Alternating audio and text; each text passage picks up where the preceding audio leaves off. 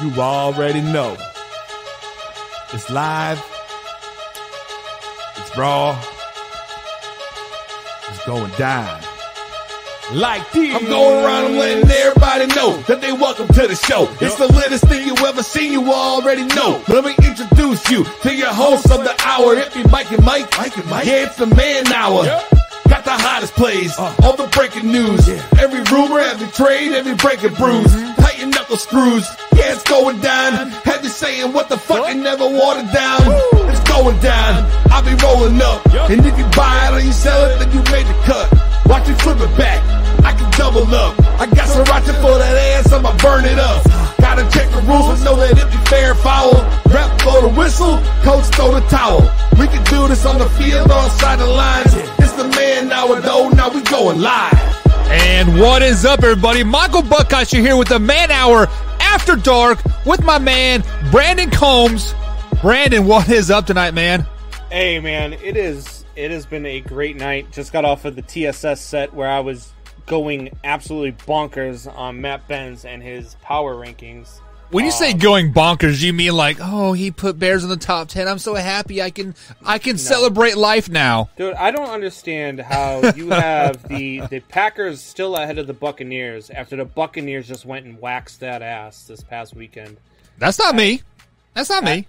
Well, no, it's Benz, and that's what I was trying to get past. And everybody's like, oh, you just, because the Bears are so low. And that's another thing, too. The Bears beat the Buccaneers as well. So to have the Bears way down at 10, I don't know. Whatever. So where would you have the Bears ranked at then? I have the Bears at 6. You had the Bears at 6. So they are better than what, 27 teams and whatever. I've got them better than the Buccaneers. They beat the Buccaneers. Okay. Hang on one second. So when I think of the power rankings, I think of what team can beat what team, like going into the next week, right? Yeah. So let's go ahead and just lay this out. I got the handy pen and piece of paper here. Yep. Do the Chicago Bears beat the Buffalo Bills next week if they were to play head to head? Yes. Okay, and then what about the Dolphins? Yes. Even with Tua? The Patriots. What about the Patriots? Yes. Ravens. Yes. But I have the Ravens ahead of the Bears. You are talking like a fucking homer now. Like, let's be honest. No. The Bears would beat the Ravens. So absolutely. You are just throwing out your logic here in general here. You said the Bears beat the Bucks, the Bucks beat the Packers, so therefore they're ahead of those two teams. But then you just said the Bears would beat the Ravens, but you had the Bears below the Ravens. I do have the Ravens ahead That doesn't of make them any right sense. You cannot go back and forth on that now. Of course I can. No, you can't. It's my power rankings. So your power rankings have no logic whatsoever. They do have logic. Look, the Bears could beat the Ravens, but the Ravens could also beat the Bears. It's a toss-up game. So with that being said, you had the Ravens at number 5? I had the Ravens at 5, yeah. Okay. We'll give you that one, I guess. What about the Browns? The Bears will destroy the Browns. Steelers? No. So there's one team so far. Going through here, what about the Tennessee Titans? No. How about the Kansas City Chiefs? No.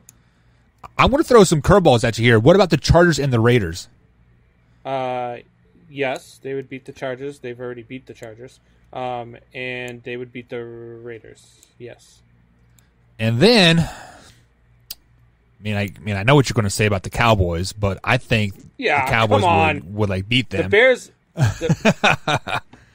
What about the Green Bay Packers?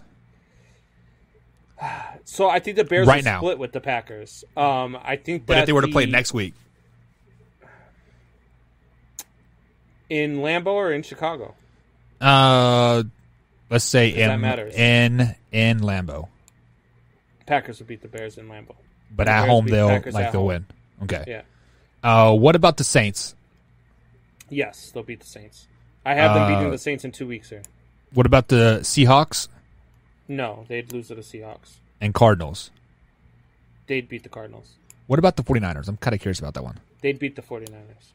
So, based off your logic, there are 6 teams there that you named off that could beat the Bears going into next week, but you had them at number 6. So, by logic, you would have them at number 7.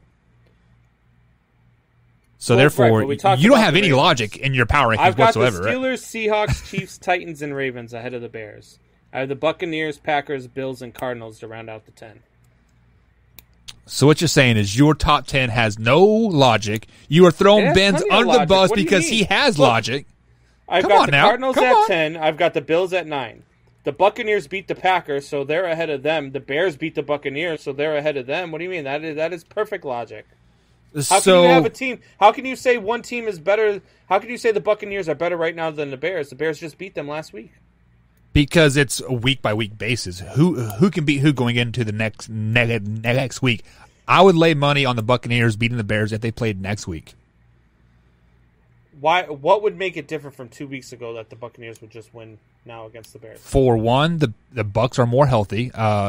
Chris Godwin is like his back. Mike Evans has another week nursing Chris that. Godwin had like 7 yards receiving yesterday. He's still back. He's still healthy. Tom Brady threw for under 200 yards yesterday. Okay, or Sunday. Sorry. So. I'm not worried about the Buccaneers offense. I am talking about the Buccaneers defense. That's what you're worried about when you're playing against the Bears, though. No. You're worried about the Bears defense. When it comes. No. You have to worry about the Bears. Yes, you have to worry about your offense when you go up against them because the Bears only have to score 17 points to win a game. Same with the Bucs. They only score 17 points to win the game. And that's what happened when the Bears and the Bucs played. I mean, it was a low-scoring game. And I think, to me, I take the Bears defense right now over any other defense in the NFC. And I would too, because I think the Bears are better than the Bucs. I don't want to get you roused, get a little roused out of you. I think the Bucs are highly overrated, to be totally honest with you. But with all that being said, let's go ahead and get into the main topic of today's show. We can talk power rankings all day long, and like how Kansas City Chiefs should be at number one week in and week out, even when they stumble against the Raiders at home. But it doesn't matter. They're still going to win the Super Bowl in 2021. The long term talk here is it is always going to be Tom Brady versus Bill Belichick. Who is better? Who needed who? That type of situation. And I want to give you the floor. Why is this topic always a topic of choice when people come to talk about the Patriots? I think it is because people hate the Patriots so much. So people want there to be a reason why they were so good. They were so good because of Bill Belichick, because they hate Tom Brady. Or they were so good because of Tom Brady because they hate Bill Belichick. I don't think that either one of that is correct. I think that they were so good because they had Brady and because they had Belichick. You look at Bill Belichick before he had Tom Brady. Bill Belichick was a under 500 coach. When he was with the Browns, he was 33-45 or something like that. And then he came to the Patriots and started coaching with the Pats, and he was 5-11 the year before Tom Brady. And then Tom Brady, a guy who couldn't start in Michigan, couldn't get anything in front of Drew Henne, and he comes into New England running Bill Belichick's system, and it was just a perfect fit. They needed one another for it to happen. It was all the stars aligned when Bill and Tom came together. If Drew Bledsoe didn't get hurt that year, who knows what happens? Because you're probably not at that point in time. They're not pulling the Miami Dolphins. They're not sitting Drew Bledsoe when he's winning, like the Dolphins are about to do with Ryan Fitzpatrick. Right. But the New England Patriots dynasty is a product of Bill and Tom and the system that they ran. Tom Brady is absolutely a phenomenal quarterback. He is not a system quarterback by any stretch of the imagination. He is a very good cerebral quarterback. The guy picks you apart because he outthinks you. And that's what Tom Brady does. That's what Tom Brady has done his entire career. And Bill Belichick knows how he's a very cerebral coach as well. So it just, all the stars aligned. I mean, so I don't think, I get tired of hearing the talk, oh, is Brady a system quarterback? Did Tom was the GOAT? No, Bill was the GOAT. No. Well, they were both the GOATs. I mean, you had God on the sidelines and Jesus Christ at quarterback. Is basically what you had for that tenure in New England. See, I let you have your platform, and then you start to go there. I mean, let's be honest. Tom Brady needed Bill Belichick because of the simple fact that he wasn't a starter at Michigan. He wasn't a starter when he was a 7th round draft pick, 232nd overall or whatever the hell it was, right? 199th, I believe, right? I don't know. It was way down there. Ask Tom Brady. He can tell you the exact time frame that he got drafted by the Patriots, right? But let's look at the past resume for Bill Belichick here.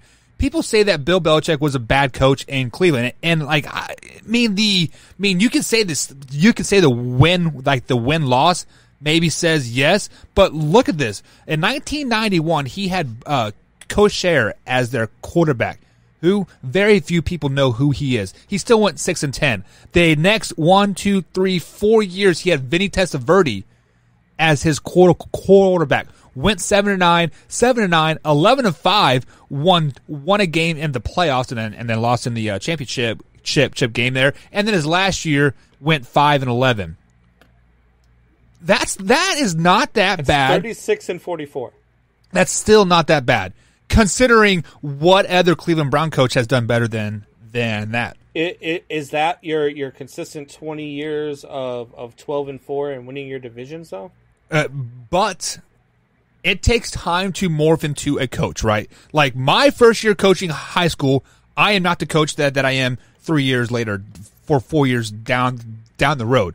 I have evolved. I have fine tuned some stuff. I know, hey, this didn't work this year, so let's try this now. But that's at the high school level. That's not the NFL. You're acting like the NFL was the only place he ever coached. But it is still the same way. Like when you are a head coach, his first year coaching as a Browns head coach,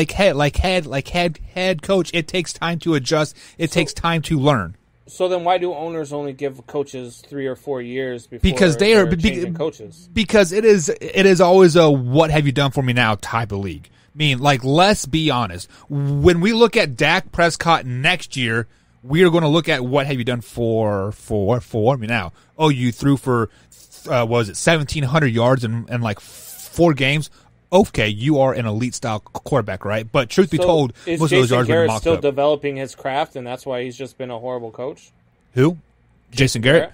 Would Jason Garrett win if he went? What I'm getting at is when you're in the NFL and when you become a coach in the NFL, you don't get that time usually, especially nowadays. Right. You don't get that time to develop into being a coach.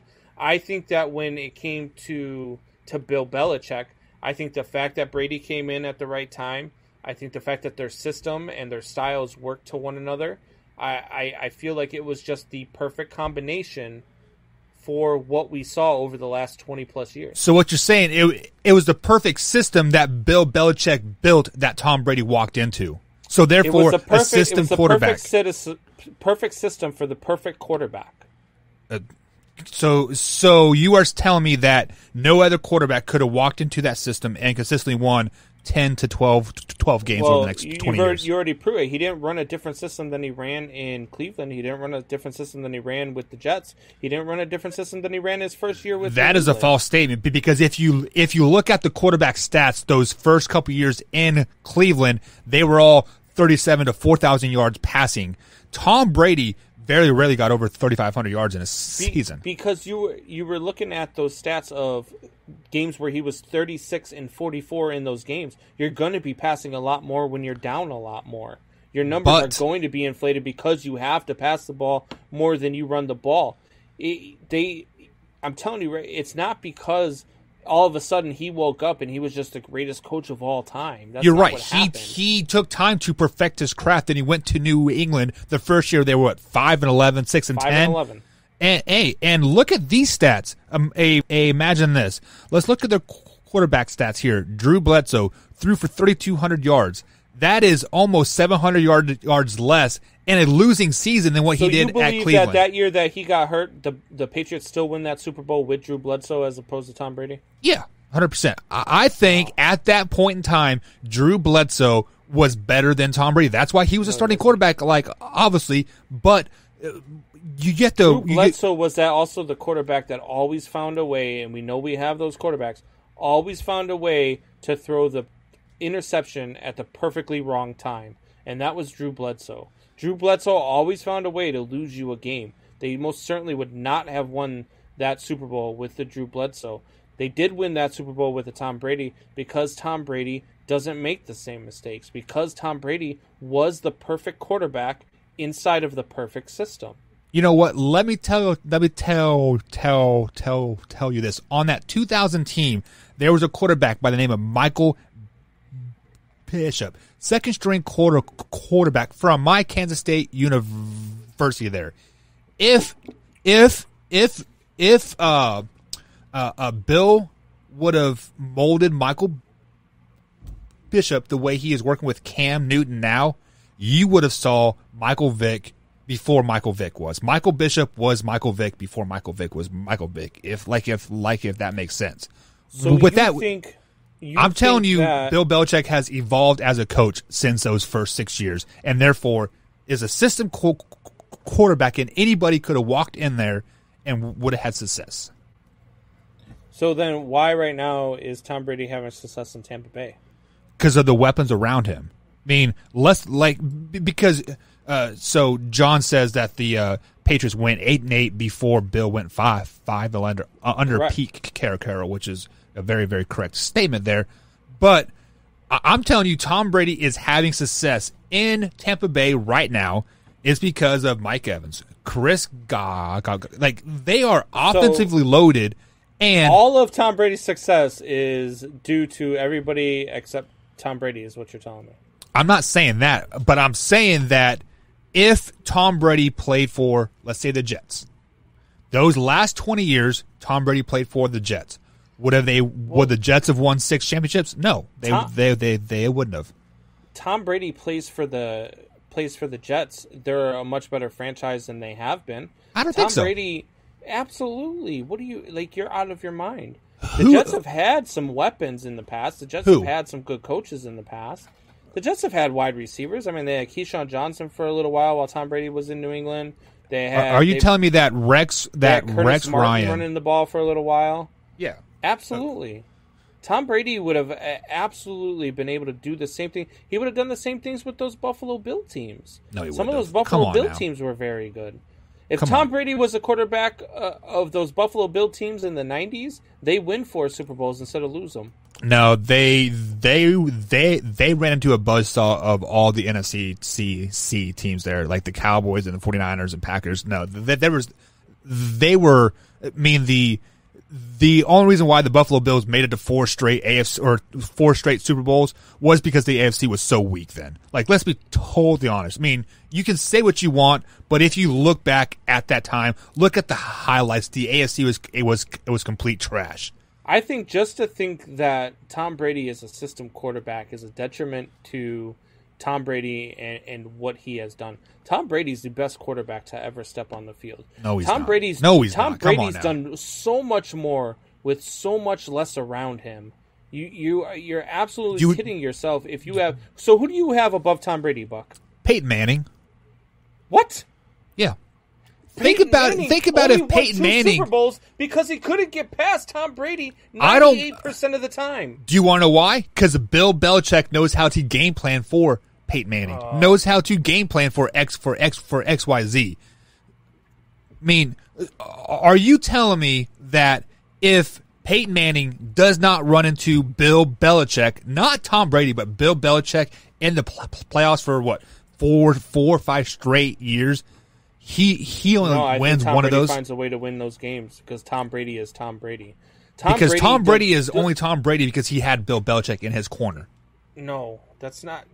Tom Brady is Tom Brady because Bill Belichick was in his corner, just like Bill Belichick is Bill Belichick because Tom Brady was in his corner. No. It was the perfect storm. It was the perfect system with the perfect quarterback. Tom Brady he's not Joe Montana. He didn't have Jerry Rice on his sidelines. He's not freaking any of these other quarterbacks you want to name. Peyton Manning. Like, Tom Brady never had a Reggie Wayne on his team.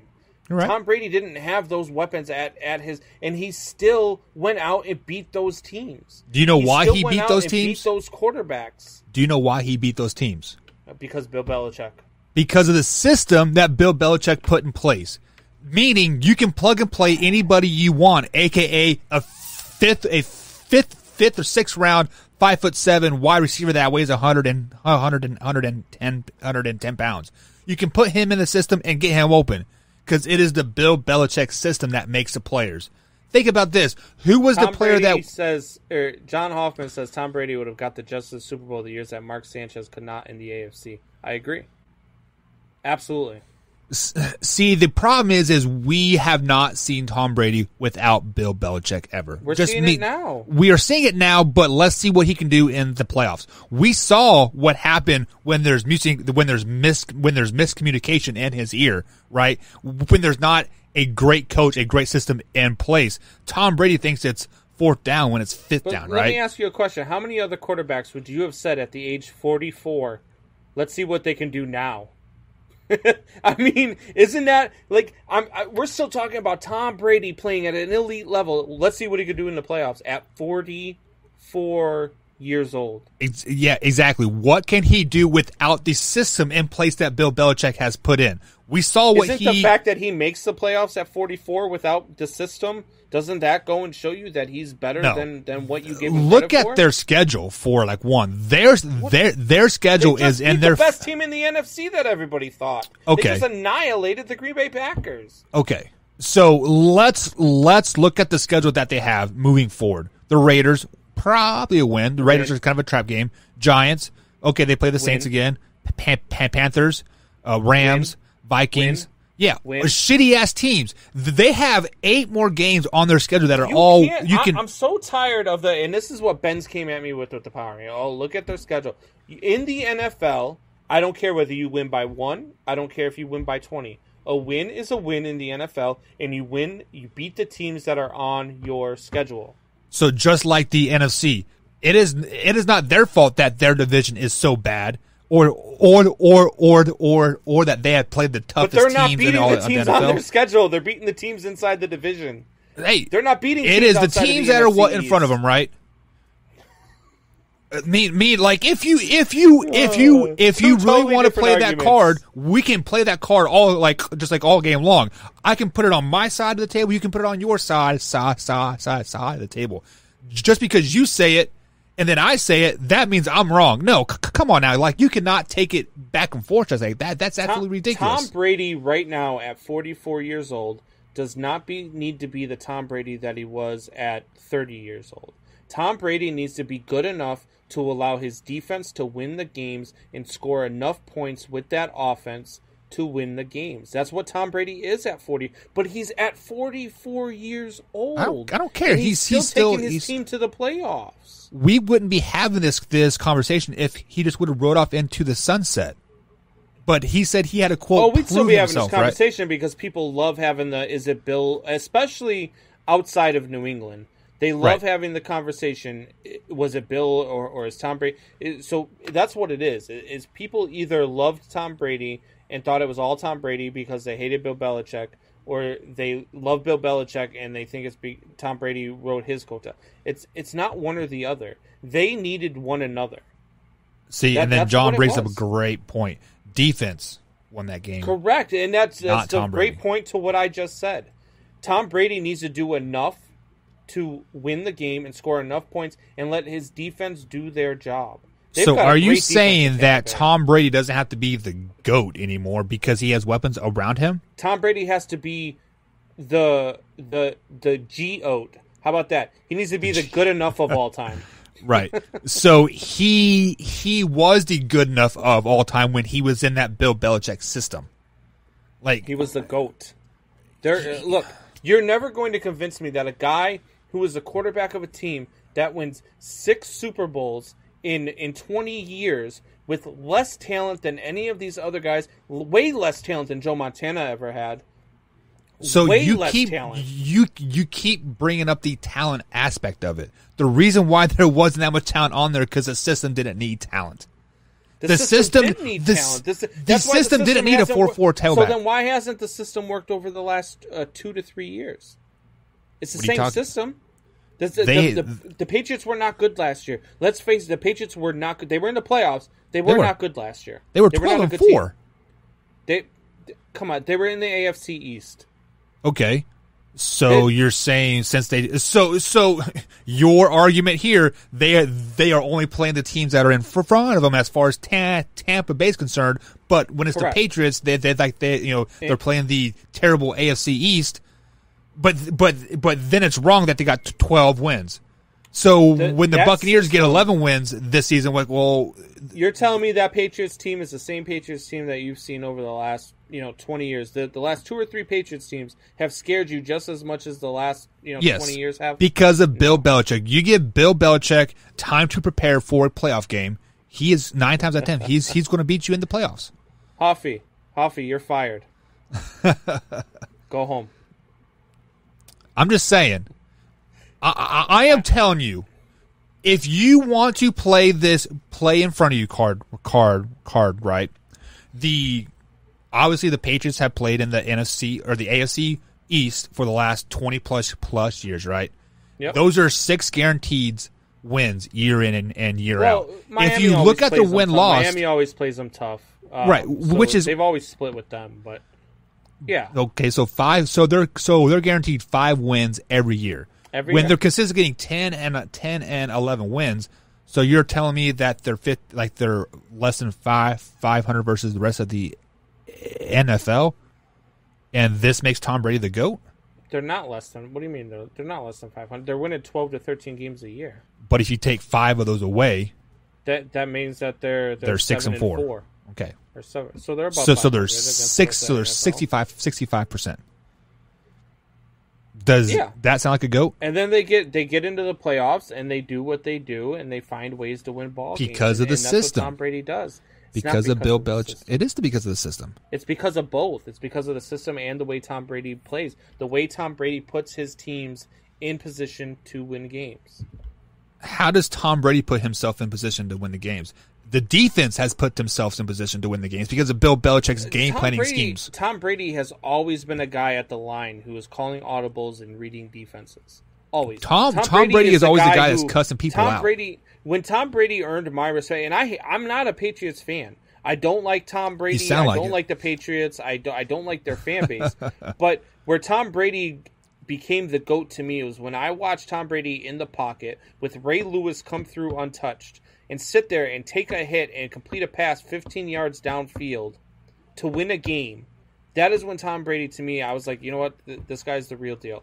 And this guy is the GOAT because this guy will do the things that other quarterbacks were not willing to do. The whole thing with Peyton Manning, you could beat Peyton. Peyton Manning would only have 1 Super Bowl if freaking the Bears defensive coordinator at the time, who was now coaching the Washington football team, just didn't decide to stop hitting him in the mouth in the second half. The Bears were destroying Indianapolis in that first half. And then they laid off of him and started playing in a zone defense, and Peyton Manning picked them apart. Tom Brady would have picked them apart regardless because Tom Brady doesn't care if you hit him. So let me flash back to your Ray Lewis comment there. Tom Brady became the GOAT when he completed a 15-yard pass in the pocket when Ray Lewis hit him. No, that's not when he became the GOAT. That's when he earned my respect. Well, yeah, okay. So that is when he earned your respect, right? So. Yes. Do you know why he knew that 15-yard pass was there? I mean, I doubt he could see it. I mean, like I don't know what play for sure you are talking about, but I guarantee he did not see it. He knew the route was there because of the system. He knew that the system was going to put a 15-yard in route for Tom Brady to complete that pass. He just blindly threw a no-look pass, is what you're saying. Patrick Mahomes does it. A receiver there. Patrick Mahomes does it because he knows where his receivers are at because of the Andy Reid system. Tell me I'm wrong. You're wrong. There's no way that he did not know that there was a receiver there and just threw the ball up. I'm not even going to entertain that comment. There's no way. There's no way he didn't see the receiver running the route and knew where the receiver was going to be. Tom Brady is the ultimate guy of placement of the ball. The ball is always in the right spots at the right time. Always. Because of the system. Do you want to know how receivers get in the right spots at the right time? Because it is drilled in their head in OTAs, in preseason, because they know where to go because of the system.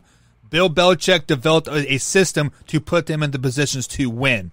Are you telling me that a 7th round wide receiver, 5'7", 110 pounds, just knows where to go? No. Bill Belichick said, "Come here, little buddy. This is where you go." So is that what? So then, in the NFL, in the NFL, you're saying that it's always the system. I'm not saying it's always a system. I'm saying that New England is a system. You just said that's why Patrick Mahomes is so good. Yeah, because of the offense that Andy Reid has installed, and I didn't say that is why he is so good. I'm saying that is how he completed that no look pass because of the system that Andy Reid has in place. He knew where he was going to go. He saw the receiver break and he threw a no look pass. It was like a great play, but it's not just because I know the run of the play, so there's going to be a guy right there. I'm just throwing the ball. That's not what he did. He saw the receiver cut. He saw the receiver being where he was going to be. You were trying to take away from the play. It was an amazing play. It was an amazing play. You're the one taking away from it, you dink. You dink. So, Brandon, let's take a little bit of break here. So yeah, we need one. We need one here. We are up against a half-hour mark here. But so just to make this full circle here, why does people always have to talk about if it's Tom Brady or Bill Belichick? Because it makes for conversation just like this, like at the end of the day, and there is no correct answer. Kind of like who is better, LeBron James or Michael Jordan. But there is a correct answer, and that correct answer is Michael Jordan, LeBron James. Out of your mind. All right, guys, we are going to take a quick little break here. On the other side of the break, it is Tua time in Miami. Are they making the wrong choice of Tua time? Mike and Mike, or Man Hour After Dark, Combs and Buck. We'll be right back, guys.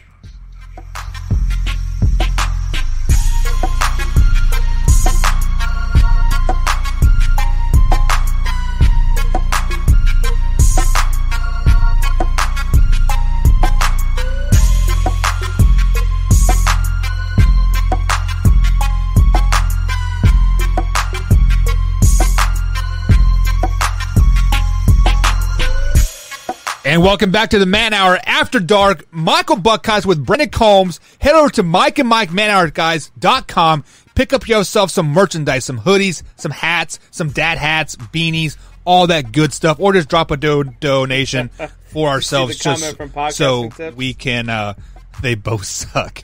I wonder who they're referring to. Is it Bill Belichick and like Tom Brady or LeBron James and Michael Jordan? God, I hope it's none of them. I mean, right. So I think they've all proven they don't suck. Yeah, I mean, like Bill Belichick is probably arguably one of the greatest coaches of like all time. Tom Brady is definitely in the top 3, top 2 conversation of greatest quarterback of like all time, like as well. So speaking of greatest of all time, in Miami, Ryan Fitzpatrick will never be in the conversation of greatest of all time, but he was definitely having a great start of the 2020 campaign season. Miami goes into a bye week this week, and they say it's time for Tua. It's Tua time. What the fuck? 1,535 yards, 12 touchdowns in 6 games, and you have your team in second place in the division. Yeah. And they say we're going to your backup. Look, I said this earlier on our show. The reason why I think Ryan Fitzpatrick is so okay with this is because he knows that their next game is against Aaron Donald. And right. he said, you know what? Yeah, let the rookie go out and play. Let's see if his hip is going to hold up. Because that is... I don't understand it, man. I don't understand why now. Because what you're doing at this point in time is saying that Tua gives you a better chance to win because you're only one game out of the lead of this division. You're in the playoff hunt at 3-3. I don't know why right now you go to the rookie who, let's be honest, you don't know what you're going to get from him. Exactly. You just don't. And you know what you're getting from Ryan Fitzpatrick. I don't like the move. I think that, if over the next 3 games, you go 1-2 and you're sitting there at 4-5, and you're like, you know what, we're playing the Jets or whatever. let's bring Tua in. Let's see what we've got. We've got nothing else to lose. We're 4-5. Let's make a push. Maybe he gives us a spark. Yeah. So not now. So, as a coach, as a football mind, if you were going to make a move, the bye week is the time to make the move, right? So the reason why I think Ryan Fitzpatrick is so okay with this is, for one, he's like 37 years old. Has been on like 15 teams, and let's be honest, Ryan Fitzpatrick only plays well for about 3 or 4 games in a season, and he has used those 3 to 4 games in these 3 wins that the Miami Dolphins have had. Yeah. With that being said, I think Ryan Flores and the Miami Dolphins went into the season, sat down Tua, sat down Fitzpatrick, and said, "Hey, Fitz, you are going to get us through the 6 or 7 weeks of the season. You are going to get us to the bye week. Then we're going to bring in Tua in." That is the only reason why I think they would make this move, is because it is a part of their blueprint. Rams defense, though. Because it is a part of the blueprint. Would you rather have 2 weeks to prepare for the Rams, or do you want 1 week to prepare for the Rams with a new starting quarterback? If you go to Tua, okay, and let's just play, for devil's advocate here. Tua comes into the game, and Aaron Donald gets through the line and crushes Tua, injures him. What did you just do to this young man's career? You Vince Young him. Exactly. I don't understand what you're doing, because I feel like they're doing is setting Tua up for failure. Yeah, that's kind of what I said earlier. On the Man Hour on the afternoon show here, is like they are almost setting him up to fail, not because Tua is going to do bad, because of the fact that Fitzpatrick has played up at this level, right? And they're expecting Tua to play at this level plus some.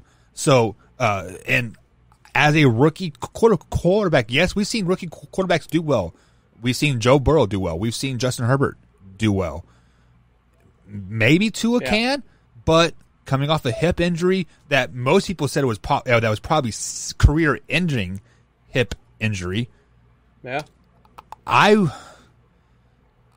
believe in redshirting a rookie quarterback. The game moves too fast. There's a lot to learn. The terminology, yada yada yada. I think it depends on the situation.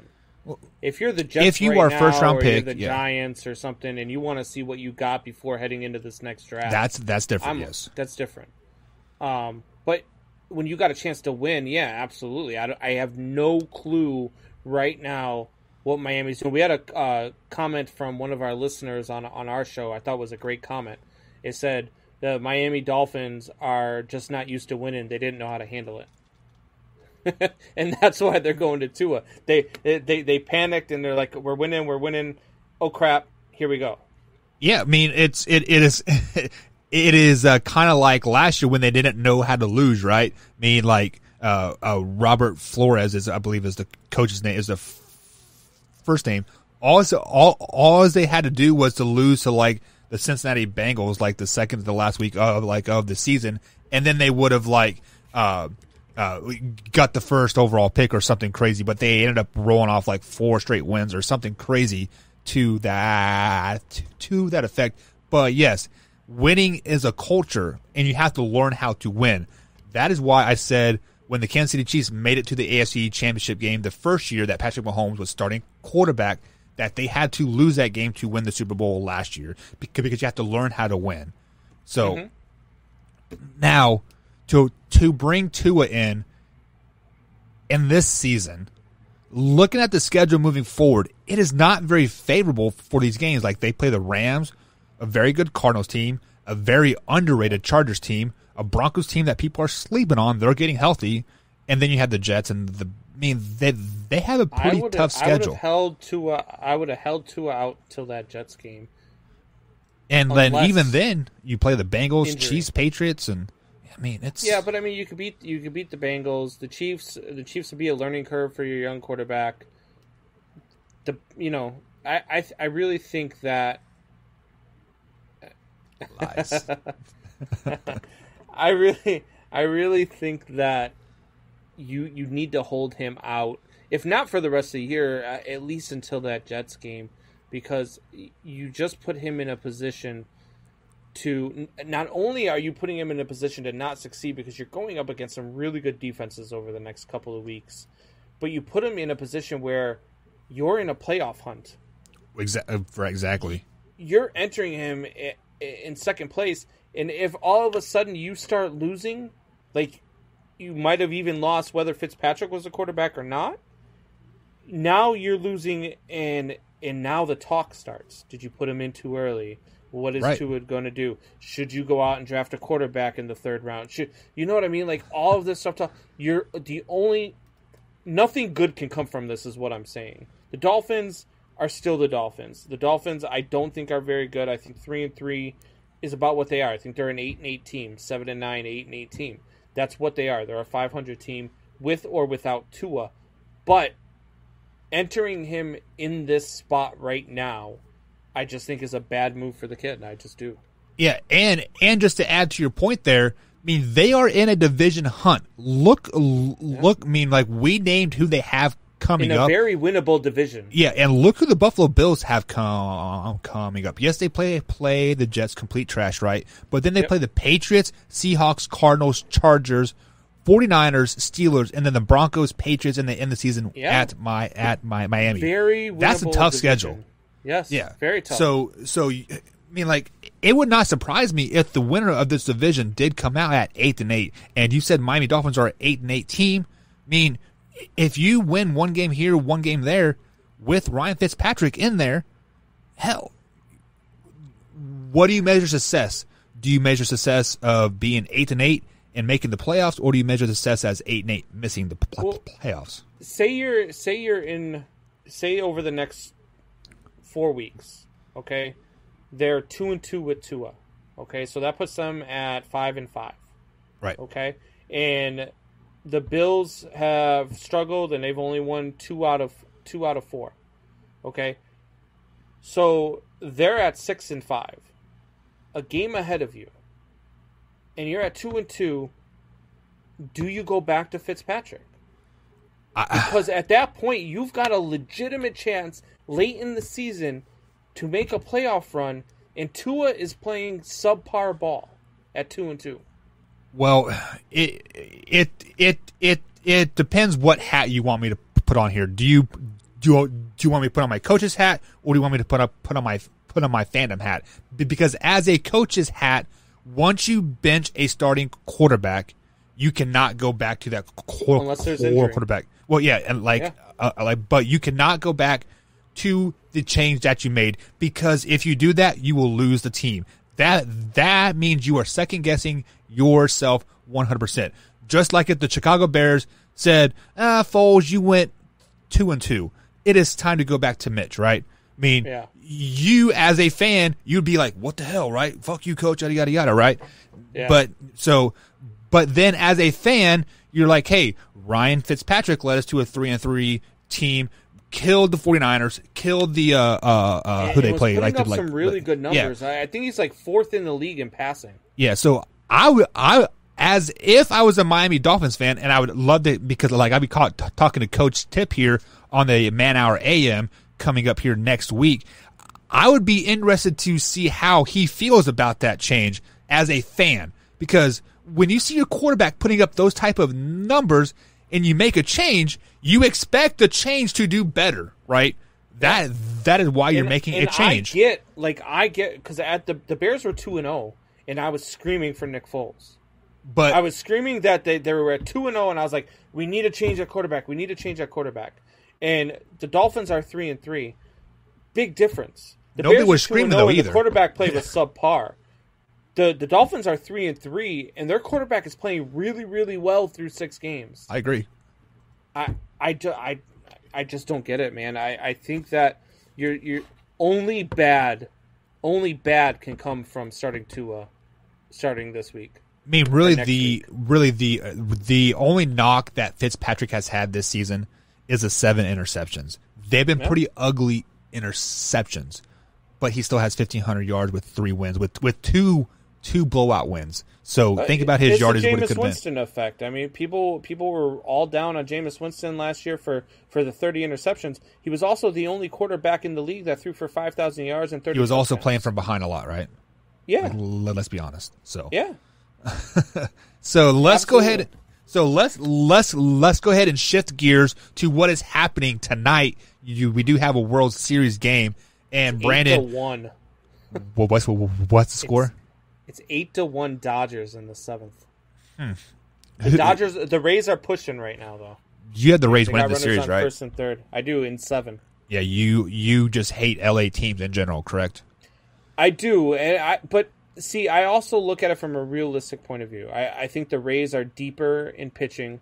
I think that I thought, and I was wrong. Kershaw just now got taken out of the game. I thought that starting Kershaw in Game 1 was a mistake for the Dodgers, but he pitched well tonight. I think the Rays are deeper in pitching, so the further this goes, the more it benefits the Rays.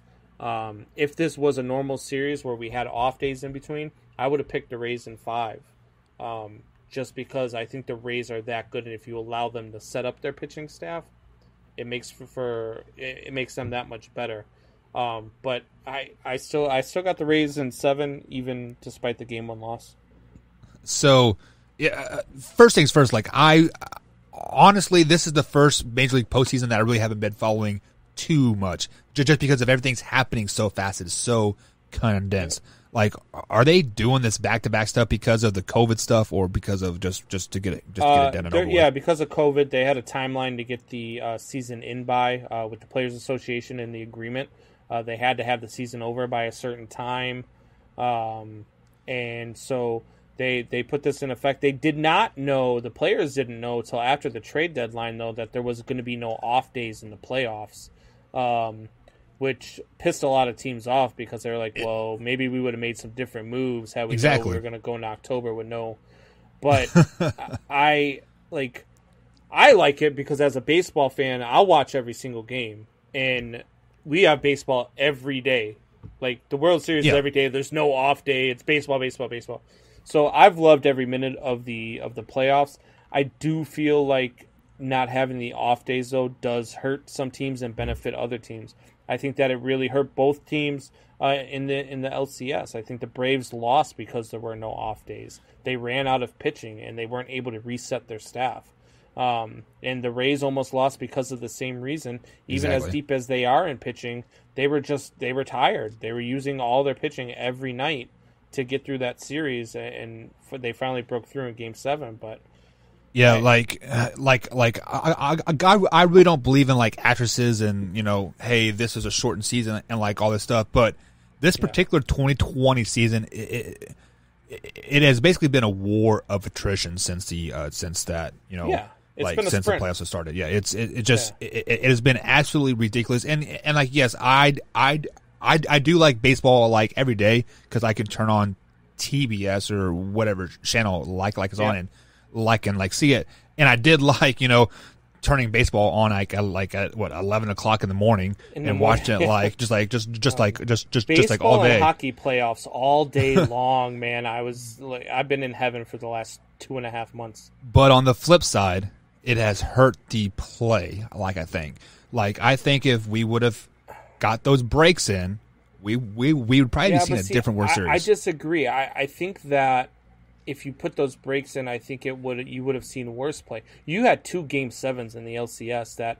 I feel like if you had off days in between, both series would have been over in 5. Or even sweeps. I think it allowed you to get more baseball. I think it allowed you to get better. But those both Game 7s were absolutely phenomenal. So speaking of the World Series, the ticket prices, they are sky high than like normal. Our guys over at Strikeout Beer are at the World Series right now, up in the upper deck. Yeah. I saw some pictures of them on Facebook. I haven't seen the pictures yet, but I can't wait to look. How much are ticket prices going? So I saw today in the outfield in the upper deck a set of 4 tickets going for $3,000. So that's $750 a piece. Right. In the upper deck, in the For me, if you're baseball and you're only selling 11,000 seats, and you're doing this on a field that's a neutral field for both teams, and you want the fans of these teams to travel, you've got to figure out something with these ticket prices. I mean, this isn't a corporate World Series. You get to your Super Bowls and your World Series, a lot of times ticket prices are high, but you've got a lot of corporate sponsors that are going to these events. Right. That's not what's happening here. The only ones going to these events are going to be your fans. Like, you're not getting corporate sponsors going to sit out in the upper deck of the outfield. You're not getting your corporate sponsors to sit way up, in the last row of the stadium. So to sell these tickets at so high of a price, I think the lowest ticket price is like $400 a piece. Which is $400 a piece. Which is crazy because you're looking at a 3-hour game. You are going to want some food. You're going to want a beer. You're probably looking at like a $600 like you're going to spend there easily with parking and everything else. I'm a baseball guy. I mean, you know how much I love this game. Yeah. And if the Cubs were in the World Series right now, and I love my Cubbies, man. I live and die with that team. But if they were in the World Series right now and I lived in Texas, I'd be watching the game at home. I'm not paying $400 to go watch a game. I could take that $400 and throw a freaking raging party at my house. Right. to watch the game. Like, I'm not doing that. It's absolutely insane when I see ticket prices that high. I don't understand it whatsoever. And to add on the flip side of that, they're only allowing 20% of fans into the stadium anyways. 11,000 tickets per game. And you said you had some friends that went to the Houston, Texas game, right, when they had 5,000 people in there, and they said it was the worst experience of their whole entire life. So why are you going to spend $500 to go on an upper deck? Yes, you're still at the World Series, yada, yada, yada, but you're at a blank World Series. You don't get that atmosphere of the World Series. I don't care if your team is in it or not whatsoever. Right. These ticket prices are out of their minds. Even when the Royals went to the first World Series in 30 plus years, tickets behind home plate were only going for like $5,000 or $6,000. I just pulled up ticket stub here. Tickets behind home plate, $13,500 for one. So, I mean, that's absolutely insane. I feel like going to this year's World Series is kind of just like flexing on people. How do you feel about going to NFL games? Would you go to a Kansas City Chiefs game in December to just sit there, or would you rather go to the bar and watch it with your friends, or go to watch it at somebody's house? If Arrowhead is still only allowing like 10,000 people, in a normal year, in a normal year, I'd be at Arrowhead Stadium in a heartbeat. Me and Cindy try to go every year. Yeah, I'm not that guy. Like, I would much rather. I'm not going to go sit there in sub-zero temperatures to watch a football game for 3 hours. So the deal about Arrowhead is you don't go there for the game. You go there for the pregame party and the postgame party. That's football. Yeah, well, every stadium. But I'm saying, Kansas City, hands down, has the best tailgating out there. You can literally come there starving and weighing like 100 pounds. You can leave. You can walk into the stadium with 7 pounds of barbecue ribs in this hand, some coleslaw in like this hand, and you're gonna weigh 200 pounds. Everybody is giving you food, feeding you food. By far the best atmosphere ever. And the fact that is, yes, it is sub-freezing temperatures, yada, yada, yada. Now, if they're playing somebody like the Jets, I'd probably not want to go. But usually in late December, they're playing a division opponent, and we hate the ponies. So, but to answer your question, it's all about who they're playing. I just couldn't. I couldn't do it.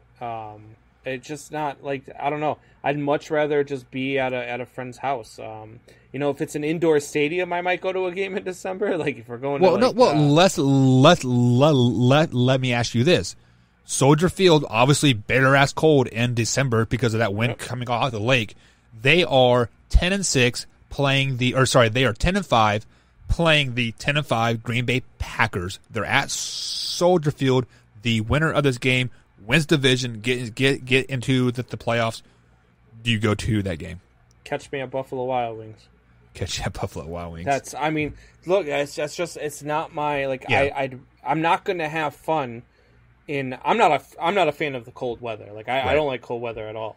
So I don't mind it one way or the other. That's why I hated New England so much when I lived there. Like, it's just always so brutally cold. Not that it's always warm here in Chicago, but I'm not a fan of cold weather, so you won't catch me dead at any NFL game in December unless it's an indoor stadium. Yeah, which maybe so. One of the best games that I went to was the Detroit Lions game versus the Kansas City Chiefs last year. Mm-hmm. One of the best atmospheres that I've been to in like a while. Like it was just a lot of fun here. But this is a good conversation that we could have. What is the best city to go to a game to?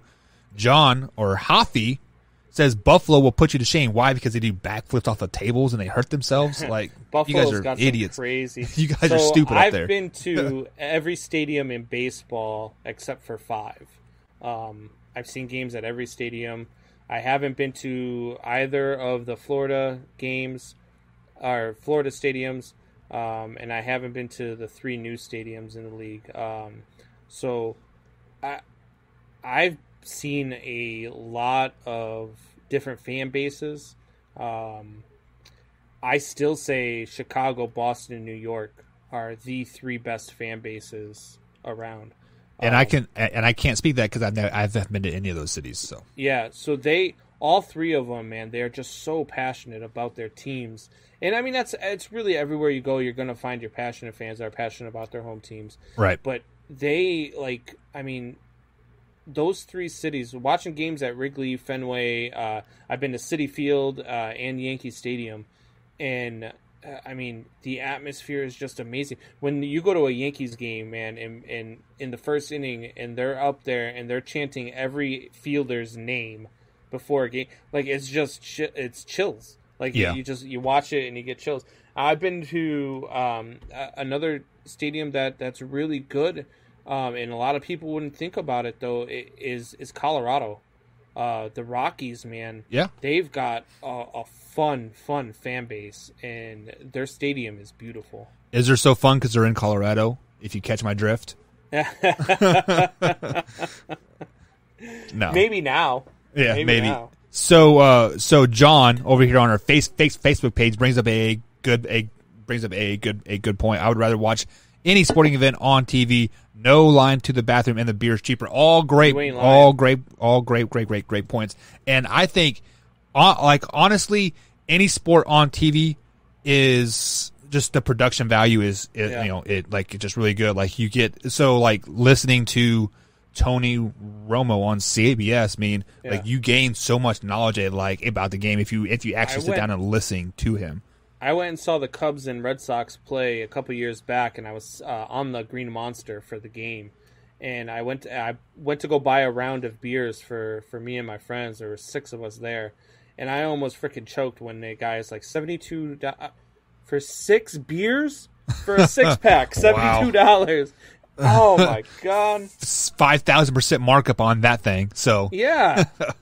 But guys, that's going to be it for the After Hours tonight. Join us next time on the After Hours. However, starting November 2nd, in a couple weeks, we're going to strictly be on YouTube. If you head over to the Mike and Mike Man Hour YouTube page, we'll be right there on the After Hours on that YouTube page. So also, next Wednesday, Combs, we are going to have LeBlanc and Tip on here because we are giving away the $100 Amazon gift card. So we have hit that 500 like mark on the Facebook page, and we're going to enter the people into the raffle. So we're going to give away that $100 Amazon gift card. If you're curious of how Nolan Ryan thing with Wayne G, let's do that Thursday. All right. Does that sound good? Thursday. Sounds good. Is Nolan Ryan a top 10 pitcher of all time? Nope. All right, guys. That is the Man Hour After Dark. Catch us next time, next Thursday, for Combs and Buck. Have a good night, guys. Later. You already know. It's live. It's raw. It's going down. It's going down. Like yeah. I'm going around and letting everybody know that they welcome to the show. It's the littest thing you ever seen, you already know. Let me introduce you to your host of the hour. It be Mike and Mike. Yeah, it's the man hour. Got the hottest plays, all the breaking news.